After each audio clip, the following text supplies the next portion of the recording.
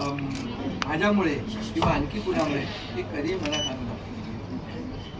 तुम्ही आम्हाला मदत केलेली आहे, तुम्ही आम्हाला 2.5 वर्ष संधी दिली या ठिकाणी या राज्याचा विकास करण्यासाठी, या राज्यामध्ये उद्योगधंदे आणण्यासाठी, सगळं करण्यासाठी.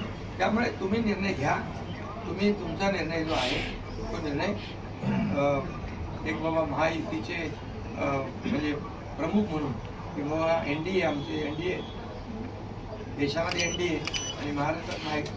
त्यामुळे तुम्ही घेतलेला निर्णय हा जसा भारतीय जनता पक्षासाठी असा जसा अंतिम असतो तसा आम्हालाही तो अंतिम आहे.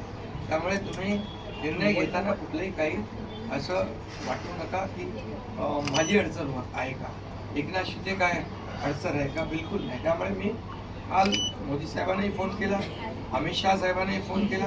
माझ्या भावना त्यांना मी सांगितलं की सरकार बनवताना माझा कुठलाही अडचण मनामध्ये ठेवू नका. तुम्ही जो निर्णय घ्यायचा हा तो तुम्ही निर्णय घ्या आणि तो निर्णय मला मान्य असेल.